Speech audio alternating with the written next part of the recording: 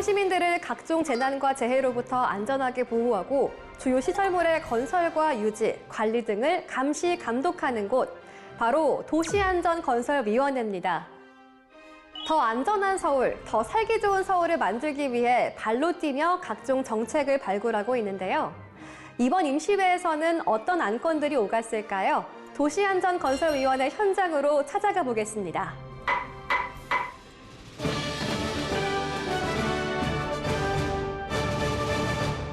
최근 사회와 환경의 급격한 변화로 재난의 종류가 다양해지고 발생 빈도도 크게 증가하고 있는 추세입니다. 이에 시민의 안전을 지키기 위해서는 재난 발생 시 필요한 자원을 체계적으로 관리하고 적재적소에 빠르게 투입하는 것이 중요한데요.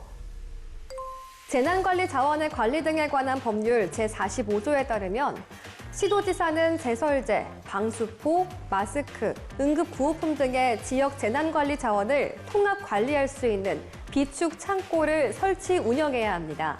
하지만 현재 서울시의 재난관리 자원 비축 창고는 서울이 아닌 경기도 고양시에 위치해 있다는 사실 알고 계셨나요? 때문에 긴급한 상황에서 신속한 물자 공급이 어렵다는 의견이 끊임없이 제기돼 왔습니다.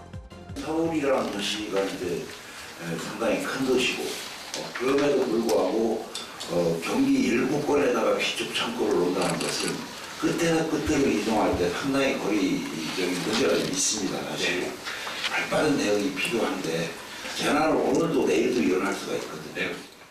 이러한 문제를 해결하기 위해 양천구 목동 119 안전센터 부지에 약 1200제곱미터 규모의 비축 창고를 2028년까지 건립할 계획인데요. 이를 통해 재난자원관리 역량을 높이고 각종 재난 상황에 보다 신속하게 대응한다는 방침입니다. 코로나19 사태 초기 마스크와 손소독제가 품귀 현상을 빚으면서 사재기와 매점 매석 등 대혼란이 벌어지기도 했었죠.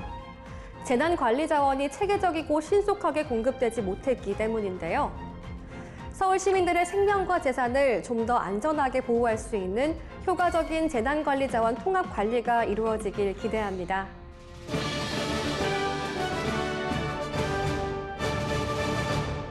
지난 2001년 3월 서울 서대문구 홍제동에서 발생한 주택 화재로 6명의 소방관이 순직하는 안타까운 사고가 있었습니다. 당시 출동 대원들은 주택가 골목길에 불법 주차된 차량으로 인해 소방차 접근이 어려워 골든타임 확보에 실패하면서 참담한 사고가 초래된 것입니다.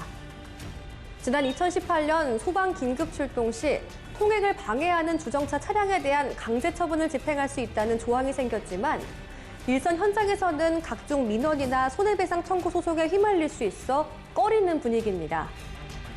차량 한 대 때문에 생명 한두 명을 더 못 살린다라고 하면은 예를 들어 소방 본청에 이런 민원은 우리 안 받겠다라고 자동적으로 필터링 하는 걸 해주시든지 아니면 본대기로 이 골든타임 확보 2분 더 해서 소방관 누구야 승진 이렇게 가점을 주든지 강력하게 이건 해주셔야 된다고 생각합니다. 법적인 규제도 물론 중요하지만 가장 필요한 것은 성숙한 시민의식이 아닐까요?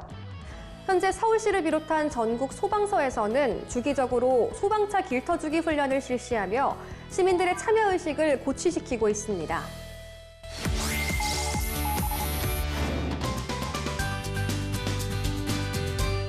장애인과 비장애인, 지역 주민과 전문 체육인이 장벽 없이 함께 어울려 수영, 볼링, 농구 등 다양한 스포츠를 즐길 수 있는 국내 최초의 상생체육시설. 바로 현재 건설 중에 있는 서울 어울림 체육센터입니다. 스포츠 취약계층이 편리하게 접근하고 이용할 수 있는 통합형 운동시설인 만큼 많은 사람들의 폭발적인 기대와 관심을 받고 있는 시설이기도 합니다. 서울특별시 의회 도시안전건설위원회 위원들이 공사 현장을 방문했는데요. 주요 화두는 안전이었습니다.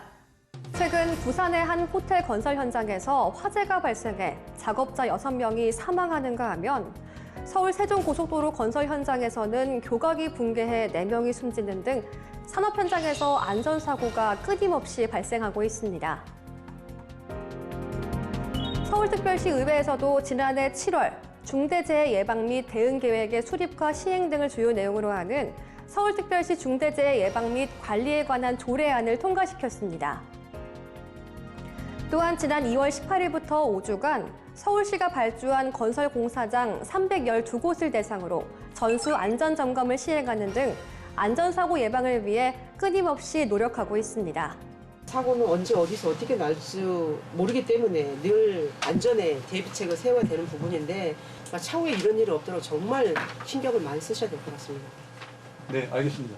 지금 뭐 빨리 하려고 하는 게 중요한 게 아니고 안전에 정말 만전을 기하셔야 특히 여기는 장애인들이 이용하는 시설이기 때문에 나중에 하나 무슨 조금이라도 하자가 생기면 그분들은 쉽게 이렇게 대처할 수 있는 상황들이 안 되거든요. 제328회 서울특별시 의회 임시회 도시안전건설위원회에서는 서울특별시 민자도로 통행료 조정 의견 청취안 등 6건의 안건을 본회의에서 통과시켰습니다.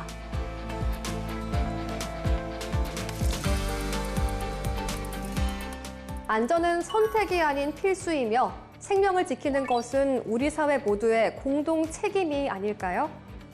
더 안전한 서울시를 만들기 위한 도시안전건설위원회의 다양한 정책 개발과 활동 기대하겠습니다.